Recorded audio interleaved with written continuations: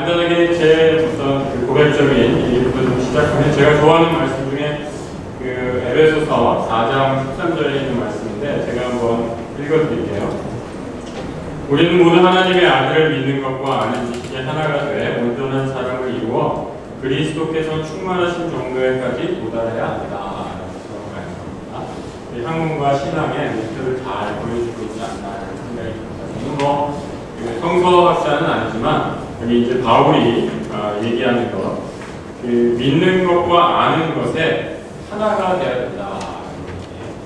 얘기를 하고 있습니다. 믿는 것, 우리 신앙의 영역을 얘기하는 거고, 아는 것이라는 여기 학문의 영역, 우리가 이성을 가지고 활동하는 모든 영역을 지칭하는 그런 부분이 아닐까 생각이 듭니다. 이 아는 것과 믿는 것에 하나가 되는 데까지 이루어야 된다, 이르러야 된다, 이렇게 얘기를 하고 있습니다.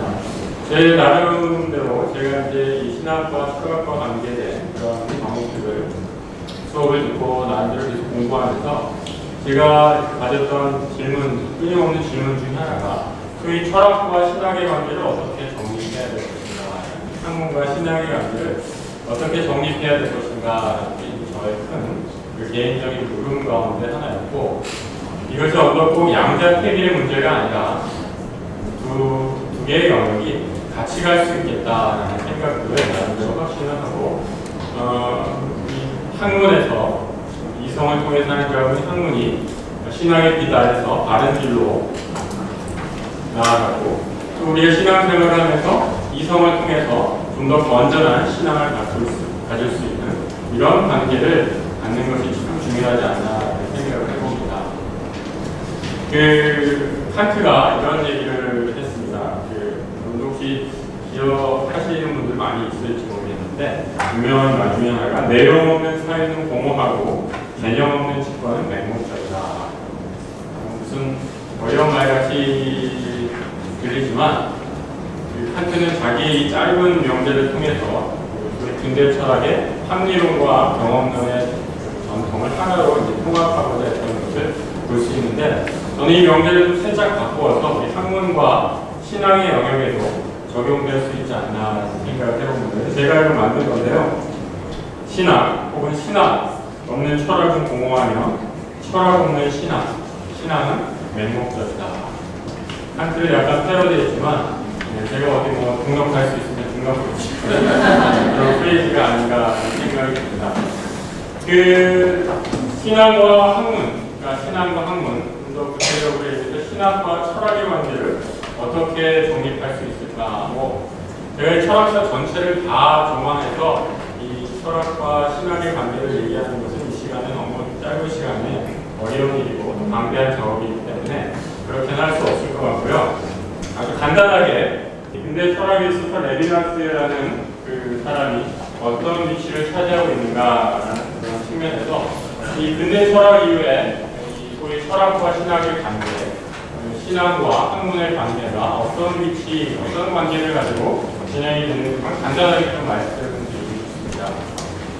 중세 이후에, 중세는 한마디로 말씀드리면, 중세를 이렇게 또 한마디로 얘기하기 어려운 부분이 있지만, 중세 신학의 역사, 철학의 역사를 간단하게 얘기한다면, 대체로 아우구스티누스 이후부터 신학 혹은 신앙이 이성의 우위에 있는 그러한 학문적인 태도와 학문적인 방향성이 지속되었다라고 이렇게 말씀드릴 수 있습니다. 이러한 신앙이 이성보다 위에 있는, 소위 페이트가 리즘보다 위에 있는 이러한 경향성들은 한 1000년 정도 내려오다가 소위 이제 근대라는, 우리가 많이 얘기하는 모더니티라는 철학적인 급격한 변화를 겪게 됩니다. 이 근대에 있어서도 여러 가지로 이 철학과 신학의 관계, 혹은 종교와 이성, 좀 더 좋게 말해서 기독교와 철학의 관계를 여러 가지로 얘기할 수 있지만, 대체로 근대 철학자들은 성향이 이제 중세 이후에는 신학이 모든 학문의 최우선순위에 서서 모든 학문의 여왕으로 군림했다면, 이제는 학문의 영역에서 점점 신앙적인 요소를 배제하려는 그런 방향으로 흘러갔다라고 이렇게 얘기할 수 그 대표적인 철학자 중에 하나가 이제 데이비드 휴움 같은 사람은 신앙의 영역 혹은 우리 인간의 사고의 영역에서 신학은 완전히 내재해 버려야 될 그런 그 영역이다라고 이렇게 얘기했고요. 헤겔 같은 사람은 그래서 반대로 전체를 그 철학을 가지고 신학을 이렇게 포섭을 해서 모든 것을 다 자신의 철학적인 시스템 안에서 철학화하려는 그런 시도를 했다고 이렇게 말씀드릴 수 있습니다. 칸트 같은 사람은 아까 얘기했듯이 경험론과 합리론의 정통적 이 양자를 어떻게 하면 그 조합을 할까 이렇게 고민을 하다가 칸트 같은 사람은 이제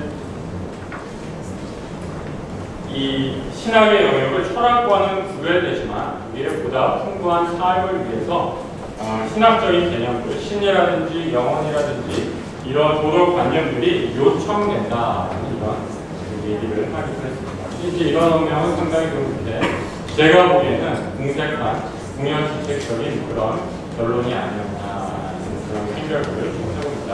아무튼 근대 철학이 이렇게 신학과 그 철학의 관계를 어떻게 설정할 것인가라는 것을 놓고 많은 근대 철학자들이 시름이 있었습니다. 대체로 하지만 그 일반적인 경향은 철학의 영역에서 신앙의 영역을 배제시키는 그런 영역으로 나아가고 있었다 이렇게 얘기할 수 있고 이런 데는 예외적인 인물일 수 있는데요. 대표적인 사람은 이제 피에르 페고르 같은 그런 사람이다라고 이렇게 얘기할 수 있습니다. 여러분들 그 피에르 페고르에 대해서는 뭐 여러 가지 들으신 적이 혹시 있을지 모르겠지만 42살의 나이에 아주 짧은 생을 마감했는데 이 사람은 자신이 스스로가 철학자라고 불리기보다는 오히려 종교 저술가다라고 이렇게 불리기를 피에르 페고르는 굉장히 철학을 혐오하는 그런 입장에서 자신의 철학을 접근을 했습니다. 철학을 혐오했다고 하면 철학 자체를 부인하는 것이 아니고 피에르 페고르가 말하는 철학이라는 것은 굉장히 그 헤겔류의 철학들을 이제 말을 합니다. 헤겔 철학 중에 여러분 헤겔 철학을 아주 간단하게 정리한다면 이것도 상당히 위험이 있는 말씀이지만 여러분 헤겔하면 떠오르는 도식이 있잖아요. 어떤 도식이죠? 소위 말하면 그렇죠. 정반 하회 그런 도식인데 제가 여기 소스를 이게 소스하면서 아까부터 계속 막혀 있어가지고 그럼 그게 이 아래다가 내가 글씨가 별로 쓰는 한서 능력이 컴퓨터라도 많이 쓰다 보니까 이 핸드라이팅이 이제 퇴화돼가지고요. 글씨가 굉장히 안 좋습니다. 이렇게 또 얘기하시는 것 같은데 이 헤겔의 정반하 도식이라는 거 이거는 이제 아주 간단하게 얘기하면은 그 태제와 안티태제 이 양자의 그 갈등과 긴장 속에서 소위 이제 신태제로 종합으로 나아간다라는 이게 일종의 전체성의 철학이라고 이렇게 얘기할 수 있습니다. 이 헤겔의 철학 안에서는 사실 너와 나의 갈등이라는 게 큰 그 문제가 되지 않습니다. 왜냐하면 나랑 우리 손 교수님, 손하철 교수님 안 되겠는데 손하철 교수님이 저랑 아주 다른 생각을 갖고 계세요. 그래서 오늘 식사하다가 엄청 많이 싸웠거든요. 이해를 드는 거예요. 네, 이해를 드는 건데 헤겔의 입장에 보면은 뭐 별 큰 문제 아니에요. 네. 손 교수님이랑 저랑 소위 이제 저는 A라는 입장을 갖고 있고 손 교수님 B라는 입장을 갖고 있어서 거의 막 이제 식사하다가 너무 화가 나서 상을 엎을 정도로 막 열을 받았는데 아무리 그렇게 싸운다 할지라도 시간이 지나면 하나의 이론으로 뭐 얘기를 치고 받고 싸우고 뭐 토론을 해서 싸우든지 간에 어떤 순간에는 이러한 의견이 소위 합의로 도출돼서 하나의 전체성을 향해서 나아간다라고 이렇게 얘기했기 때문에 헤겔 철학에서는 그 갈등 구조라는 게 물론 굉장히 중요한 모멘트지만 그렇게 크게 중요한 역할을 하지 않습니다. 이 피에르 페고르는 이런 헤겔 철학의 이런 그 구조 자체를 굉장히 못마땅하게 생각했어요. 이렇게 그 철학적인 삶을 진행하다 보니까 피에르 페고르는 여러분 그 앞에 붙는 수식어가 뭐예요? 피에르 페고르 앞에 무슨 철학자를 그러죠? 그렇죠. 실존주의 철학자. 이게 굉장히 거창한 말씀 같은데, 실존주의 철학자라는 이런 말이 있잖아요. 이 실존주의 철학자라는 건 뭐냐면, 굉장히 나 개인의 주체, 개인성을 굉장히 강조한다라는 이런 말입니다. 근데 해결 철학의 이런 구조 속에서는 나와 너의 다른 것들이 별로 중요시하게 작동되지 않고 또 나와 너의 차이가, 나와 너의 의견이 다름이 어떤 면에서 이제 묵살되거나 무시되는 경향을 키르케고르가 발견했던 거예요. 그래서 이거는 굉장히 문제가 있다라고 이렇게 생각하면서 키르케고르가 썼던 유명한 책이 바로 이거예요. 이더 오어라는 그런 책이죠. 슬래시라고 보고 이게 이제 이것이냐 저것이냐라고 그런 식으로 번역이 됐는데 무슨 말씀이냐면 굉장히 해결 철학에 대한 반기를 들고 있는 책입니다. 해결 철학이란 전체성의 시스템 안에서 굉장히 움직이게 되니까 키르케고르는 개인의 아주 정말 팔딱팔딱 뛰는 듯한 개인의 이야기, 나의 실존의 이야기가 이 전체성 철학 속에 묻혀버리게 된다라고 생각을 했던 거예요. 그래서 그것이 아니라 이것이냐 저것이냐가 굉장히 중요하다. 둘 중에 하나 택하라고. A냐 B냐가 선택하는 게 왜 중요하지 않느냐. 그것은 우리 인간의 실존에 관계되는 문제이기 때문에 내가 어디로 갈지, 무엇을 선택해야 될지가 굉장히 중요한 그런 문제다라고 이렇게